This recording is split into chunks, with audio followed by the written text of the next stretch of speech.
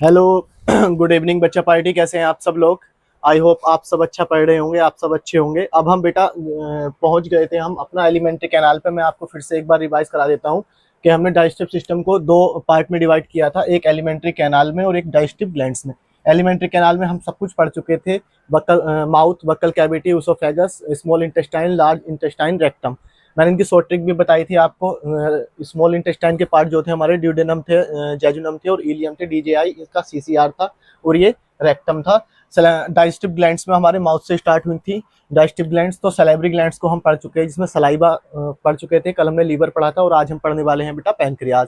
इसके बाद में हम पढ़ेंगे जितने भी डाइजेस्टिव जूस होते हैं, जितने पैनक्रेटिक जूस होते हैं, जितने इंटेस्टिनल जूस होते हैं, उनको हम वन बाय वन उनके एक एक फंक्शन क्या क्या वो एक्शंस करेंगे, किस किस को चीज में तोड़ेंगे, उस पर हम एकदम डिटेल में पढ़ेंगे। अभी हम फिलहाल पैनक्रियाज पर कॉन्सेंट्रेट करते हैं।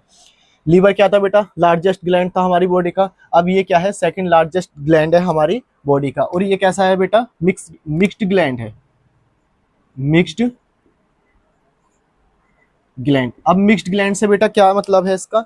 मिक्स्ड ग्लैंड से मतलब ये है कि एक्सोक्राइन का भी काम करेगा, एक्सोक्राइन ग्लैंड्स, और प्लस ये क्या करेगा? Endocrine glands. अब बेटा एक्सोक्राइन ग्लैंड्स क्या है? एक्सोक्राइन ग्लैंड्स का मतलब है कि जितने भी डाइजेस्टिव जूस इसमें सिक्रीट होंगे, जितने भी एंजाइम्स जो सिक्रीट करती हैं, ग्लैंड जो सिक्रीट करती है, उनको एक्सोक्राइन ग्लैंड्स बोला जाता है। और इंडोक्राइन ग्लैंड्स जो होती हैं डक्टलेस ग्लैंड है, और वो क्या करती हैं बेटा? हार्मोन्स का सिक्रेशंस करती हैं। तो ये डाइजेस्टिव जूस का भी सिक्रेशंस करेगा, और इंडोक्राइन का मतलब ये हार्मोन्स का सिक्रेशन भी करेगा। अभी मैं आपको बताने वाला हूँ। ये कैसा है? सेकंड लार्जेस्ट ग्लैंड है। और सिचुएटेड कहाँ पे था बेटा? ये लूप ऑफ ड्यूडेनम। हम देख रहे थे कि जब ये लास्ट में नीचे पाइलोरिक सुपीरियर पोर्शन आ रहा था स्टमक का, वहां पे क्या था? हम वहां पे क्या था? ड्यूडेनम प्रेजेंट था। क्या करेगा? सिक्रेट करेगा पैनक्रेटिक जूस। पैनक्रेटिक जूस के नेम क्या क्या है? ट्रिप्सिन है, काइमोट्रिप्सिन है, न्यूक्लियस है और लाइपेज है। इनके फंक्शन हम एक एक करके अभी डिटेल में नेक्स्ट स्लाइड में मैं आपको इनके फंक्शन बताऊंगा। ट्रिप्सिन क्या चेंज करेगा, कन्वर्ट करेगा, काइमोट्रिप्सिन क्या करेगा, न्यूक्लियस क्या करेगा और लाइपेज क्या करेगा। इंसुलिन मैंने आपको बताया। हार्मोन्स कौन कौन से सिक्रीट करेगा बेटा? ये हार्मोन्स कौन कौन सिक्रीट करेगा? एक इंसुलिन, एक ग्लूकैगन।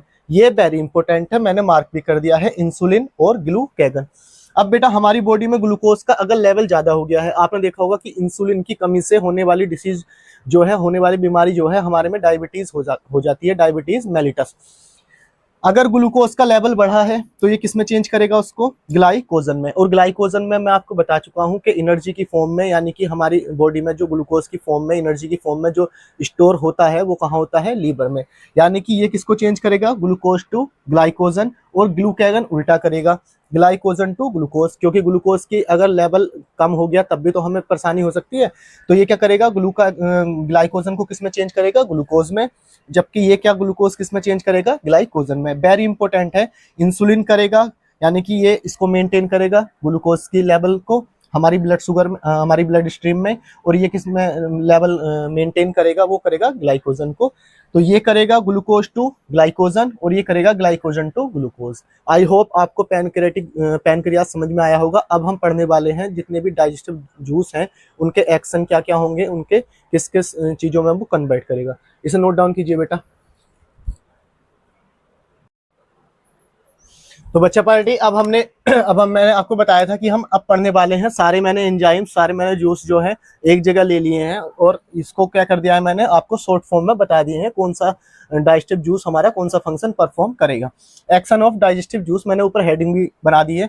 अब बेटा सबसे पहले फैट। फैट में क्या है? हमने खाना खाया, उसमें कुछ फैट वगैरह होंगे, उसके फैट के मोलिक्यूल्स कैसे होंगे? लार्ज होंगे।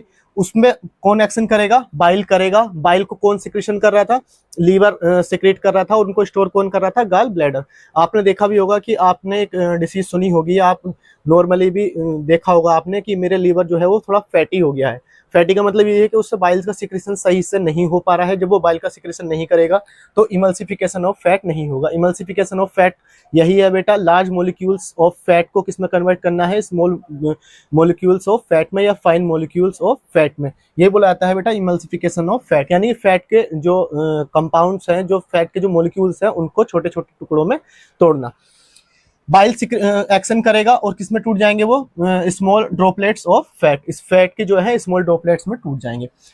अब एक होता है बेटा एसिडिक काइम। एसिडिक काइम पे एक्शन फिर से कौन करेगा, बाइल करेगा, और साथ में क्या करेगा, सोडियम बाइकार्बोनेट NaHCO3 किसमें चेंज करेगा, बेसिक काइम में। ये स्मॉल इंटेस्टाइन में होगा और ये किसमें होगा, स्टमक में होगा। फिर हमारे पैनक्रेटिक जूस हैं, प्रोटीन भी हमने खाया होगा, डाइट में प्रोटीन भी जाता है, तो प्रोटीन पे कौन कार्य करेगा, ट्रिप्सिन, और ट्रिप्सिन किसमें तोड़ देगा, पेप्टाइड्स में। ठीक है बेटा। स्टार्च, एक हमारा स्टार्च कहाँ पे डाइजेशन हो रहा था, सब सलाइवरी एमाइलेज, आपको याद होगा, वो भी क्या कर रहा था, स्टार्च को माल्टोज में कन्वर्ट कर रहा था। और यहाँ पे भी कैसा होगा, पैनक्रेटिक एमाइलेज आएगा और ये किसमें कन्वर्ट कर देगा, माल्टोज में। फैट, फैट पर कौन वर्क करेगा, लाइपेज करेगा और किसमें तोड़ेगा, फैटी एसिड प्लस ग्लिसरॉल में। ग्लिसरॉल क्या होता है बेटा, हमारी बॉडी में जो है चिकनाहट पैदा करने का कार्य करता है, जितने भी हमारे जॉइंट्स हैं वो स्मूथली वर्क कर सकें, उसके लिए क्या होता है हमारा ग्लिसरॉल। और फेस वगैरह की ग्लो के लिए भी ग्लिसरॉल क्या है, वेरी इंपॉर्टेंट है। अब पेप्टाइड्स हैं, पेप्टाइड्स कहाँ से इसने कन्वर्ट किया है, ट्रिप्सिन ने। अब पेप्टाइड्स पे काम कौन करेगा, इप्सिन। इप्सिन किसमें तोड़ देगा उनको, अमीनो एसिड्स में। और माल्टोज, माल्टोज कहाँ था, यहाँ पे कन्वर्ट हुआ है, स्टार्च का माल्टोज हुआ है। माल्टोज किसमें कन्वर्ट होगा बेटा, ग्लूकोज में, क्योंकि ग्लूकोज में ही क्या होगा हमारा, बाद में ये क्या चेंज करता है। अब आपको याद होगा कि पैनक्रियाज में एक और हार्मोन सिक्रीट हो रहा है जो क्या कर रहा है, ग्लूकोज को ग्लाइकोजन में कन्वर्ट कर रहा है, उसका नाम है इंसुलिन। ठीक है बेटा। अब यहाँ पे क्या हुआ है, हमारा ग्लाइकोजन किसमें है, लीवर में स्टोर होगा, और इंसुलिन क्या कर रहा है, ग्लूकोज को मेंटेन कर रहा है, जो कन्वर्ट कर रहा है ग्लाइकोजन में। माल्टोज पर काम किसने किया है, माल्टेज ने, और किसमें कन्वर्ट किया है, ग्लूकोज में।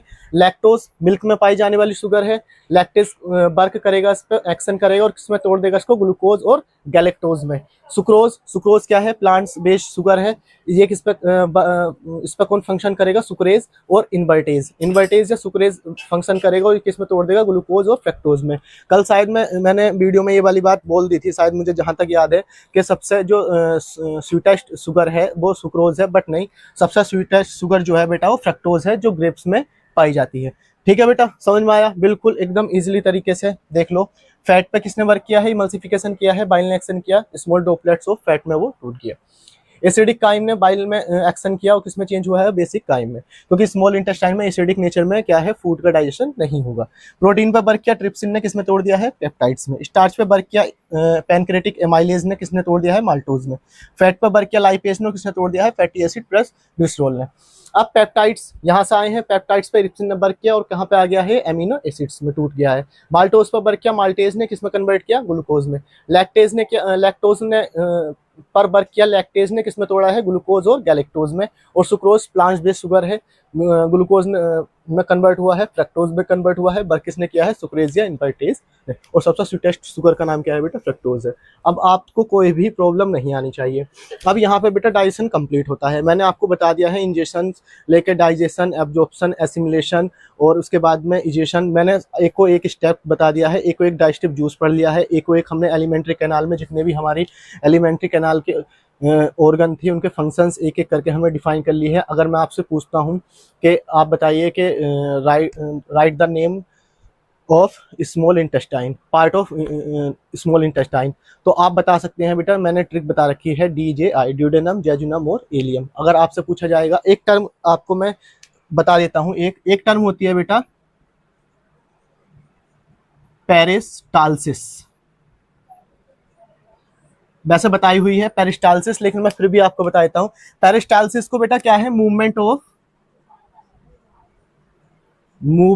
Of bolus. और बोलस में बता चुका हूं बेटा, जो सलाइवा से मिक्स्ड फूड है उसको क्या है, जो स्लीपरी हो चुका है उसका मूवमेंट क्या कहलाता है। अब ये क्या करेगा, जो हमारी जितनी हमारी मसल्स हैं, जितनी हमारी इंटेस्टाइन है, वो क्या करेंगी, यहाँ पे सपोज कीजिए ऊसोफेगस में यहाँ पे खाना है, अब ये कॉन्ट्रैक्ट होंगी, ऐसा अब निकलते हैं ना, कॉन्ट्रैक्ट हुआ और खाना कहाँ पे गया है, स्टमक में। ऐसे स्टमक में एक मूवमेंट होगा, कॉन्ट्रैक्ट करेंगी मसल्स, इंटेस्टाइन टिश्यूज कॉन्ट्रैक्ट करेंगे और आगे क्या हो जाएगा, मूवमेंट ऑफ फूड हो जाएगा। तो भोजन का आंतों में चलना क्या कहलाता है, पेरिस्टाल्सिस। अब एक है स्यूडोपोडिया। स्यूडोपोडिया क्या है बेटा, मैंने आपको बताए हुए थे, ओरिजिनल ये क्या है, ट्रू ऑर्गन नहीं है, अमीबा में पाए गए हैं, और ये क्या करेंगे, भोजन को कैप्चर, भोजन को शिकार करने का कार्य कौन करेंगे, स्यूडोपोडिया अमीबा में। अब आपसे अगर क्वेश्चन पूछा जाएगा इमल्सिफिकेशन ऑफ फैट क्या है, तो आप बता सकते हैं, large globules of fat converts into small globules of fat, this is process is called emulsification of fat. ये बता सकते हैं। कौन फंक्शंस करेगा बेटा इमल्सिफिकेशन ऑफ फैट पे, बाइल एक्शंस करेगा। और ठीक है बेटा, अब और बाइल कौन सिक्रेट कर रहा था, लीवर सिक्रेट कर रहा है, और इसका जो स्टोरेज जो इनको स्टोर कर रहा है वो कौन कर रहा है, गॉल ब्लैडर। वो हम कल पढ़ चुके थे। आई होप आपको सारी चीजें समझ में आई होंगी।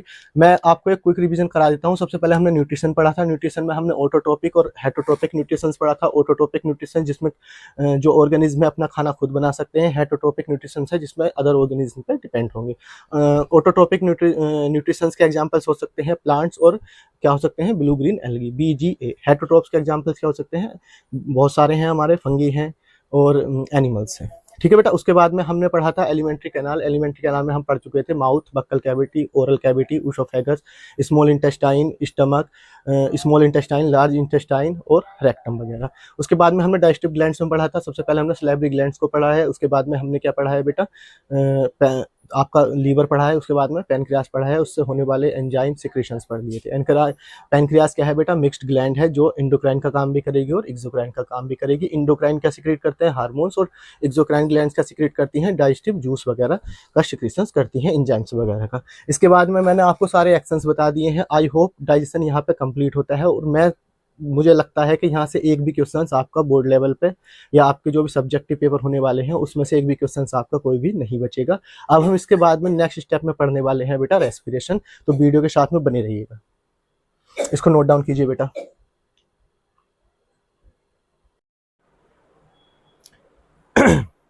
तो बच्चा पार्टी, अब हमने डाइजेशन को कंप्लीट कर लिया था। अब हम इसी वीडियो में पढ़ने वाले हैं रेस्पिरेशन। अब जैसे हमने डाइजेशन को one by one word to word हमने पढ़ा है, एक्सप्लेनेशन किया है, ऐसे ही one by one word to word explanation हम रेस्पिरेशन में करेंगे। एक को एक टर्म बेटा समझ में आएगी, बस आप वीडियो तक बने रहना और इसको लगातार कॉन्सेंट्रेशन के साथ में देखते रहना। अब देखो बेटा क्या है, सबसे सिंपल मैंने डेफिनेशन इसकी राइट डाउन कर दी है।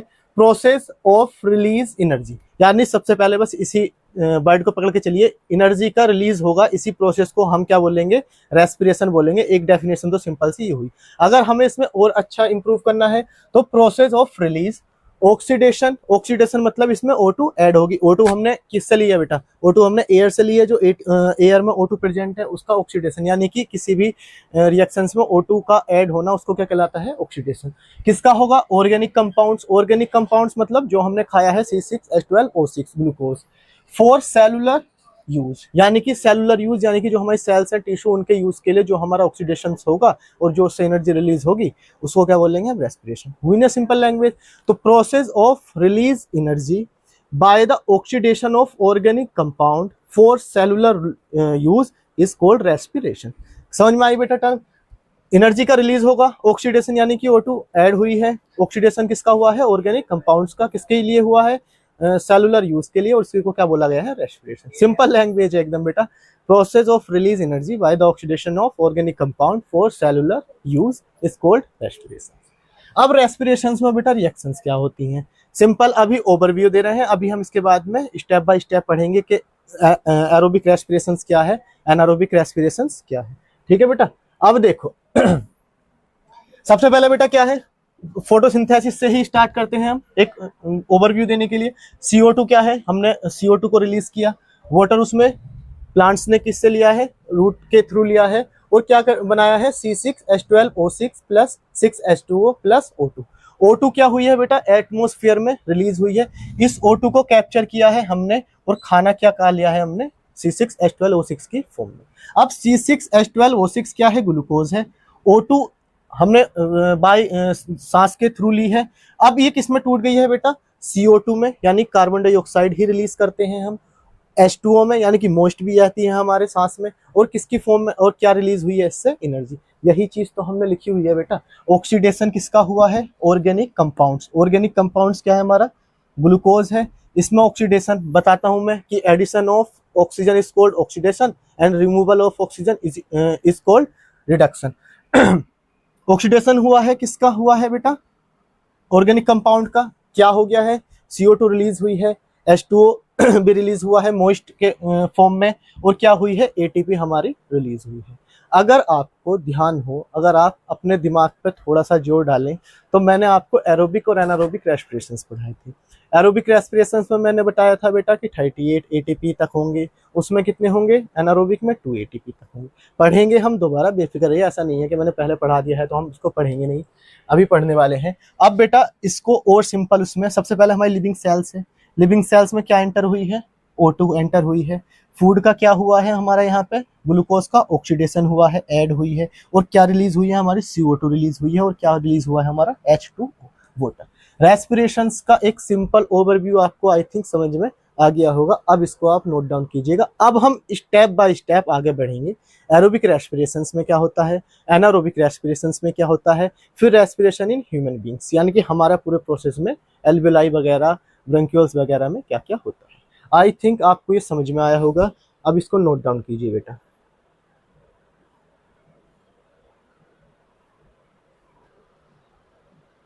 तो गुड्डे गुड़िया आ जाइए बेटा।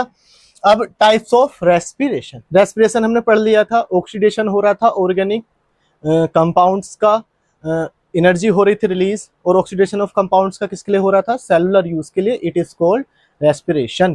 Process of release energy by the oxidation of organic compounds for cellular use is called respiration. अब रेस्पिरेशन के लिए, सेलुलर यूज के लिए हो रहा था, उसे हम सेलुलर रेस्पिरेशन भी बोल सकते हैं। अब types of respiration, types of respiration में बेटा पहला है आपका टाइप एरोबिक रेस्पिरेशन, पहले भी पढ़ा चुका हूं। अगर आप लगातार वीडियो देखते आ रहे हैं तो आपको एरोबिक और एनारोबिक रेस्पिरेशन का पता होगा, क्योंकि मैं पहले ही टर्म क्लियर करके बेटा चलने की कोशिश करता हूं। अब एरोबिक रेस्पिरेशन है, एक एनारोबिक रेस्पिरेशन है। सिंपल लैंग्वेज में पहले इसको समझने से पहले इसको समझ लीजिए। यहाँ पर O2 की प्रेजेंस नेसेसरी है, कंपलसरी है, वहां पे क्या होगा बेटा, एरोबिक रेस्पिरेशन। जहां पे O2 की कोई नीड नहीं है, वहां पे क्या होगा बच्चों, मेरे मिट्ठू, एनारोबिक रेस्पिरेशन। क्लियर समझ में आया बेटा, आ गया क्लियर समझ में। एरोबिक रेस्पिरेशन जहां पे O2 की प्रेजेंस नेसेसरी है, यहाँ पे O2 की नीड जरूरी है रेस्पिरेशन के लिए, यहाँ पे O2 की कोई भी नीड नहीं। ऑक्सीजन यहाँ पे रिक्वायरमेंट, यस, इसमें नो। ऑक्सीडेशन, जब ऑक्सीजन की रिक्वायरमेंट है, ऑक्सीडेशन होगा, यहाँ पे ऑक्सीडेशन नहीं होगा। प्रोडक्ट बेटा इसमें क्या बनेंगे, अभी बिल्कुल जस्ट 1 मिनट पहले हमने वीडियो में देख रहे थे हम, C6H12O6 प्लस O2 उसमें हो रही थी ऑक्सीडेशन। क्या रिलीज हो रही थी, CO2 plus H2O plus ATP की फॉर्म में एनर्जी। तो इसके प्रोडक्ट क्या होंगे बेटा, CO2 प्लस H2O। इसके प्रोडक्ट कैसे होंगे, लैक्टिक एसिड प्लस एथेनॉल।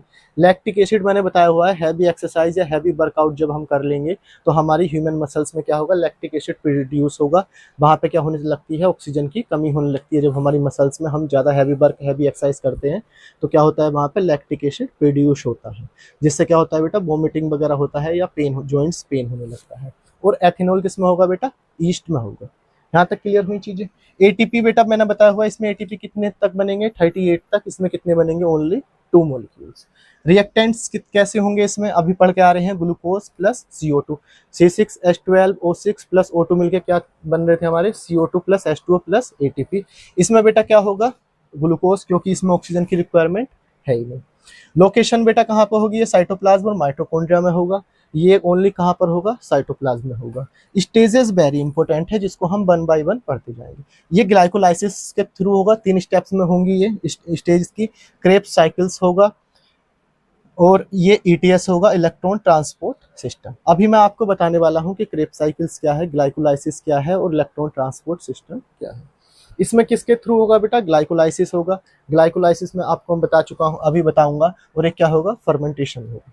समझ में आया बेटा, एरोबिक रेस्पिरेशन और एनारोबिक रेस्पिरेशन। डिफरेंस आ गया तो भी आप कर सकते हो, डेफिनेशंस आ गई तो भी आप इनको ऐड कर करके कर सकते हो। यहाँ तक क्लियर हुई चीजें, इसको नोट डाउन कीजिए बेटा। और अब हम पढ़ने वाले हैं एरोबिक रेस्पिरेशन।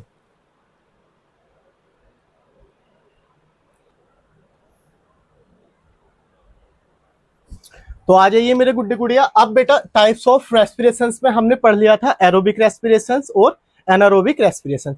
एरोबिक रेस्पिरेशंस में कितना क्या क्या हो रहा था बेटा, उसमें आपके जो रिएक्टेंट्स थे वो क्या क्या थे बताइए आप। ग्लूकोज था, एनारोबिक रेस्पिरेशन में, और उसमें क्या था बेटा, एरोबिक रेस्पिरेशन में क्या था, ग्लूकोज और ओटी था, O2 था, ऑक्सीजन था। वो किसमें परफॉर्म हो रहा था, ओनली साइटोप्लाज्म में। वो किसमें परफॉर्म हो रहा था, एरोबिक रेस्पिरेशन हमारा साइटोप्लाज्म और प्लस माइटोकॉन्ड्रिया में। एरोबिक रेस्पिरेशन में हमारे 38 एटीपी रिलीज हो रहे थे, वहां पे हमारे 2 एटीपी रिलीज हो रहे थे। वहां पे कंप्लीट ब्रेकडाउन हो रहा था ग्लूकोज का एरोबिक में, और वहां पे इनकम्प्लीट ब्रेकडाउन हो रहा था ग्लूकोज का एनारोबिक रेस्पिरेशन में।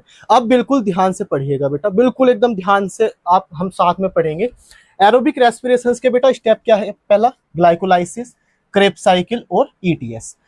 ग्लाइकोलाइसिस, क्रेब्स साइकिल और ईटीएस। क्रेब्स साइकिल्स को सबसे पहले किसने डिस्कवर किया था, हेंस ग्रेव्स ने, और कब ये हुआ था बेटा, 1937 में।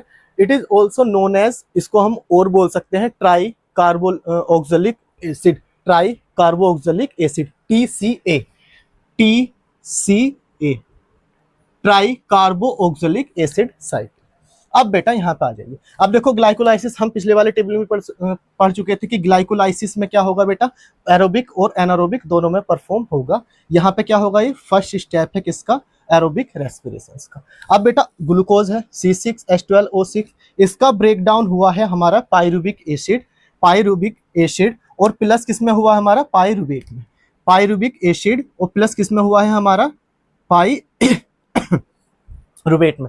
ये कैसा है बेटा, 3 कार्बन मोलिक्यूल से, और कहां पे होगा ये फंक्शन परफॉर्म, साइटोप्लाज्म। यहाँ पे कैसा होगा, O2 नॉट रिक्वायर्ड, क्योंकि किसमें हो रहा है, एरोबिक में भी और एनारोबिक में। अब यहाँ से डिफाइन होगा कि कैसे कैसे चीजें चलेंगी। अब ये एंटर हुआ है बेटा साइटोप्लाज्म में। साइटोप्लाज्म किसमें हो रहा था, किसमें परफॉर्म हो रहा था हमारा, एनारोबिक में भी और एरोबिक में भी। एनारोबिक में हुआ है साइटोप्लाज्म ओनली, तो ये कैसा होगा बेटा, यहाँ पे O2 एब्सेंट होगा। इफ O2 प्रेजेंट है यहाँ पे, तो ये एंटर किसमें कर जाएगा हमारा, पायरुबिक एसिड माइटोकॉन्ड्रिया। अब पायरुवेट एंटर हुआ है, पायरुवेट बन चुका है, O2 यहाँ पे प्रेजेंट होगी। क्रेब्स साइकिल में बेटा कैसा है, O2 यहाँ पे कैसी है, प्रेजेंट। तो इसका जो टूटना होगा CO2 प्लस H2O में, यानी कि मैंने बताया हुआ है कि एरोबिक रेस्पिरेशन में कैसा होगा, CO2 plus H2O plus ATP की रिलीज में, ATP की फॉर्म में क्या हो जाएगी, एनर्जी रिलीज हो जाएगी। यहाँ तक क्लियर हुआ। एनारोबिक और एरोबिक दोनों में होगा। ग्लूकोज किसमें ब्रेकडाउन हुआ है, पायरुबिक और पायरुवेट कंपाउंड्स में। साइटोप्लाज्म में होगा 3 कार्बन मोलिक्यूल्स है। अब यहाँ पे O2 की रिक्वायरमेंट नहीं है, तो ये साइटोप्लाज्म में एंटर हुआ है, यानी यहाँ पे क्या है, O2 एब्सेंट है। अगर O2 प्रेजेंट है, यानी कि हम में, यानी कि एरोबिक ऑर्गेनिज्म में, तो यहाँ पे कैसा हो जाएगा, ये पायरुवेट किसमें टूट जाएगा, CO2 प्लस H2O में। अब ये एंड आ चुका है क्रेब्स साइकिल के एंड में। क्या क्या होंगी, O2 जो हमने सांस लिया बेटा, और क्या हुआ है, H2O, ये दोनों कंबाइन होकर क्या बनाया है, टर्मिनल ऑक्सीडेशन। अगर आपसे पूछा जाएगा टर्मिनल ऑक्सीडेशन क्या है, और इसी के उसमें क्या रिलीज हो जाएंगी, 34 या 36 ATP रिलीज होंगी ग्लूकोज के एक मोलिक्यूल से। यहां तक क्लियर हुआ।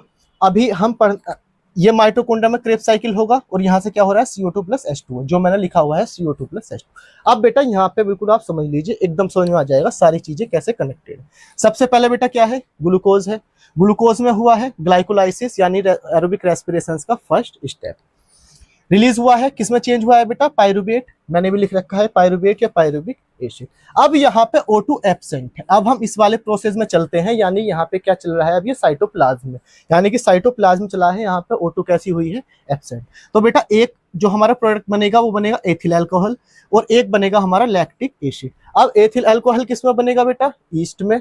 ये किसमें बनता है, ईस्ट में। फर्मेंटेशन आपको मैंने बताया था कि इसमें क्या क्या प्रोसेस के थ्रू बनेगा, ग्लाइकोलाइसिस और फर्मेंटेशन के थ्रू बनेगा, किसमें, एनारोबिक रेस्पिरेशन में। और उसमें किसके थ्रू बनेगा, ग्लाइकोलाइसिस और क्रेब्स साइकिल और ETS के थ्रू। स्टेजेस में लिखवाया हुआ है ना मैंने, स्टेजेस में आपको अभी पीछे डिफरेंस कराया है पिछली बार स्लाइड में। तो यहाँ पे O2 क्या हुई है, एब्सेंट हुई है। पायरुवेट किसमें चेंज हो गया बेटा, ईस्ट में होगा, इथाइल अल्कोहल में, और यहाँ पे कैसा होगा, लैक्टिक एसिड में। ये हमारी मसल्स में होता है जब हम हैवी एक्सरसाइज कर लेते हैं, कोई हैवी वर्कआउट। अब यहाँ पे ये सीधा चला है, जहाँ पे O2 क्या चल रही है हमारी, प्रेजेंस, यानी कि O2 हमारे उसमें आए। पायरुवेट किसमें चेंज हुआ है, एसिटाइल ग्रुप में, यानी कि एसिटाइल ग्रुप में। अब यहाँ से क्या हुई है, O2 की एंट्री, यानी कि यहाँ से हमने क्या लिया है, O2 को सांस लिया है, किसने, एयर के थ्रू।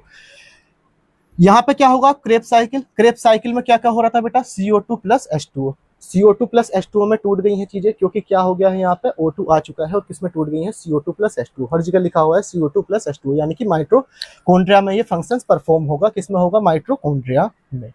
अब यहाँ से क्या हुआ है बेटा, 2 एटीपी रिलीज हुए हैं। अब यहाँ पे क्रेब्स साइकिल का एंड आ चुका है। अब मैंने बताया है क्रेब्स साइकिल के एंड में क्या हुई है, O2 यहाँ पे आ चुकी है। O2 में क्या हुआ है बेटा, H2O मिला है और क्या हुआ है इसका टर्मिनल ऑक्सीडेशन। और टर्मिनल ऑक्सीडेशन यानी कि ETS में O2 प्लस H2O में लिखा हुआ है, O2 प्लस H2O यहाँ पे आके कैसे हो गए हैं 34 ATP या 36 ATP। क्लियर हुई सारी चीजें। इस वाले प्रोसेस को, क्योंकि ये सारे स्टेप्स किसमें हुए हैं, हमारे ग्लाइकोलाइसिस, क्रेब्स साइकिल और ETS एरोबिक रेस्पिरेशन में हुए हैं, लास्ट उसमें भी देख लेना। और ये कैसा है बेटा, एनारोबिक रेस्पिरेशन, जहां पे हमारा क्या हुआ है ग्लाइकोलाइसिस और फर्मेंटेशन। फर्मेंटेशन इसको बोल सकते हैं, ग्लाइकोलाइसिस इसको बोल सकते हैं। क्लियर हुई है चीजें। दोबारा समझ लेते हैं बेटा एरोबिक रेस्पिरेशन को, इसके बाद में हम एनारोबिक रेस्पिरेशन पे चलेंगे। आई होप आपको सारी चीजें समझ में आ रही होंगी। एकदम 1 बाय 1 में एकदम धीरे धीरे पढ़ा रहा हूँ बेटा, इसी वजह से। एरोबिक रेस्पिरेशन में 3 स्टेप हैं, ग्लाइकोलाइसिस, क्रेब्स साइकिल और ETS। क्रेब्स साइकिल सबसे पहले डिस्कवर किया था हेंस क्रेब्स में और 1937 में, और इसको और क्या बोल सकते हैं हम, TCA, tri carbo oxalic acid cycle. किसमें फंक्शन परफॉर्म होगा, एरोबिक और एनारोबिक ग्लाइकोलाइसिस दोनों में होता है। फर्स्ट स्टेप होगा रेस्पिरेशन का। अब ग्लूकोज है, किसमें टूटा है बेटा, पायरुविक एसिड या पायरुवेट में। कैसा है, 3 कार्बन मॉलिक्यूल्स है। और कहां पर होगा ये ग्लाइकोलाइसिस, साइटोप्लाज्म में होगा। ठीक है बेटा। अब एरोबिक में साइटोप्लाज्म, माइटोकॉन्ड्रिया दोनों में हो। अब यहाँ पर O2 कैसी है, रिक्वायर्ड नहीं है। एंटर हुआ है O2, अगर एब्सेंट है तो साइटोप्लाज्म में एंट्री हो जाएगी। और पायरुवेट अगर O2 प्रेजेंट है तो किसमें एंट्री हो जाएगी, माइटोकॉन्ड्रिया में। माइटोकॉन्ड्रिया में क्या होगा, क्रेब्स साइकिल होगा। क्रेब्स साइकिल में क्या क्या प्रोडक्ट बनेंगे हमारे, CO2 और H2O जो हमें बनते हैं। पायरुवेट किसमें चेंज हुआ है, CO2 प्लस H2 में। अब इसके एंड पे बेटा O2 की एंट्री हुई है, O2 ने H2 के साथ में मिला है और क्या हुआ है टर्मिनल ऑक्सीडेशन। और यहाँ से क्या रिलीज हो गई है हमारी 34 और 36 ATP रिलीज हुए हैं हमारे ग्लूकोज के 1 मॉलिक्यूल्स के ब्रेकडाउन से। इसमें समझ लेते हैं, ग्लूकोज ग्लाइकोलाइसिस हुआ, पायरुवेट बना। अब पायरुवेट एक नीचे जाएगा ऑक्सीजन प्रेजेंस में, एक जाएगा ऑक्सीजन एब्सेंट में। ऑक्सीजन एब्सेंट में ईस्ट में क्या बनेगा, इथाइल अल्कोहल फर्मेंटेशन के थ्रू, और लैक्टिक एसिड बन जाएगा किसके थ्रू, ग्लाइकोलाइसिस में हो जाएगा। O2 एब्सेंट है हमारी मसल्स में ड्यूरिंग द हैवी एक्सरसाइज या हैवी वर्कआउट। या पायरुवेट एसिटाइल ग्रुप में हुआ है। अब यहाँ से क्या हुई है, O2 की एंट्री हुई है। और O2 की एंट्री में बता चुका हूँ कि क्रेब्स साइकिल के एंड पे क्या होगा, टर्मिनेशन ऑफ ऑक्सीडेशन। और ऑक्सीडेशन में बता चुका हूँ कि addition of oxygen. Krebs cycle में क्या हुआ बेटा, यहाँ से 2 OTP रिलीज हुए हैं। O2 ने एंट्री ली है, O2 और बॉटन ने मिलकर क्या कर दिया है, ETS, इलेक्ट्रॉन ट्रांसपोर्ट सिस्टम। और क्या हुआ है 34 ATP रिलीज हुए हैं, यानी कि एनर्जी रिलीज हुई है। और रेस्पिरेशन की हम स्टार्टिंग में डेफिनेशन में पढ़ के आ रहे थे कि process of release energy by the oxidation of organic compounds for cellular use is called respiration. Clear समझ में आया बेटा, नोट डाउन कीजिएगा। अब हम पढ़ने वाले हैं एनारोबिक रेस्पिरेशन। आपको वीडियो समझ में आ रही है तो बेटा लाइक कीजिएगा इसको, और मुझे कमेंट सेक्शन में बताइएगा कि सर हमें ये चीज़ समझ में नहीं आई होगी। बट आई होप, मुझे आपसे पूरी उम्मीद है कि अगर आप पूरी video 1 by 1 step by step, जैसे मैं पार्ट में डालता हुआ जा रहा हूँ कि पार्ट 1, पार्ट 2, पार्ट 3, आज हमने रेस्पिरेशन से स्टार्ट किया है। अगर आप इसको स्टार्टिंग से देखेंगे तो आपको सारी चीज़ें कनेक्टेड होंगी आपस में और सारी चीज़ें आपको समझ में आएंगी। अब इसको नोट डाउन कीजिए बेटा। तो आ जाइए बेटा, अब हमने क्या पढ़ लिया था, टाइप ऑफ रेस्पिरेशंस में एरोबिक रेस्पिरेशंस और एनारोबिक रेस्पिरेशन में टाइप्स में पढ़ लिया था। अब एरोबिक रेस्पिरेशन हम लास्ट स्लाइड में पढ़ चुके थे, अब हम पढ़ रहे हैं एनारोबिक रेस्पिरेशन। अब एरोबिक रेस्पिरेशन और एनारोबिक रेस्पिरेशन में इतनी बार रिपीट कर चुका हूं ना बेटा, उसका डिफरेंशिएशंस वगैरह सब कुछ, तो अब आपको एकदम याद हो जाना चाहिए। तो इसमें O2 कैसी होगी, एब्सेंट होगी। और ईस्ट में होगा अगर, तो बेटा ग्लूकोज का ब्रेकडाउन किसमें हुआ है, साइटोप्लाज्म में हुआ है, विदाउट ऑक्सीजन हुआ है। और किसमें चेंज हो रहा था हमारा, पायरुवेट में। अभी हम लास्ट स्लाइड में पढ़ रहे थे ग्लाइकोलाइसिस एरोबिक में भी परफॉर्म होगा और एनारोबिक में भी परफॉर्म होगा। अब ये पायरुवेट फिर से साइटोप्लाज्म में ही है। और कैसा, अगर ये यहाँ पे पायरुवेट अगर ऑक्सीजन प्रेजेंट हो जाती तो कैसे में चला जाता है बेटा, ये माइटोकॉन्ड्रिया में, जहां पे क्या प्रोडक्ट बन रहे थे हमारे, CO2 प्लस H2, वो एरोबिक में था। अब यहाँ पे हम एनारोबिक पढ़ रहे हैं तो पायरुवेट साइटोप्लाज्म में ही है, O2 एब्सेंट है। और बनने वाले प्रोडक्ट क्या है हमारे, ethanol, CO2 plus 2 molecules of ATP। Muscle cells में क्या होगा हमारा, ग्लूकोज, किसमें ग्लाइकोलाइसिस होगा, हैवी एक्सरसाइज जब हम कर लेंगे, कोई हैवी वर्कआउट कर लेंगे। पायरुवेट है, साइटोप्लाज्म में परफॉर्म होगा, O2 एब्सेंट। और बनने वाले प्रोडक्ट क्या है हमारे, लैक्टिक एसिड और एनर्जी, और प्लस क्या होगा हमारा 2 मोलिक्यूल्स ऑफ ATP। अब आपने देखा होगा कि जब हम हैवी एक्सरसाइज कर लेते हैं हमारे जॉइंट्स में पेन वगैरह होता है, हमें वॉमिट जैसा फील होता है, हमें लगता है कि हमें क्या हो चुका है, कोई चक्कर आने वाली या थोड़ी बेहोश होने वाली स्थिति वाली, अगर हम ज़्यादा हैवी वर्कआउट कर लेते हैं तो वो किसकी वजह से होता है बेटा, लैक्टिक एसिड की वजह से। मैंने दोनों बता दिए हैं एरोबिक रेस्पिरेशन, एनारोबिक रेस्पिरेशन। अब आपका काम बेटा ये है कि आप 1 बाय 1, थोड़ा टाइम लगेगा। अब बेटा वो तो है नहीं कि आपको 2 घंटे में या 1 घंटे में या 3 घंटे में मैं सारी चीजें एकदम से ही डाइजेशन। मैं क्या चाह रहा हूँ कि आपका पहले एक बेस क्लियर हो, आपकी सारी टर्म क्लियर हो। हम जीरो टू हीरो वाली स्ट्रेटेजी के साथ में चलें कि सबसे पहले हम बिल्कुल बेसिक्स, मैं ये मान के चल रहा हूँ कि आपको एकदम से बिल्कुल बेसिक से पढ़ाना है और कहाँ लेवल पे लेके जाना है, हीरो, एकदम जीरो टू हीरो वाले लेवल पे लेके चलेंगे। तभी मैं आपको एकदम डिटेल 1 बाय 1 सारी चीजें समझाता हूँ।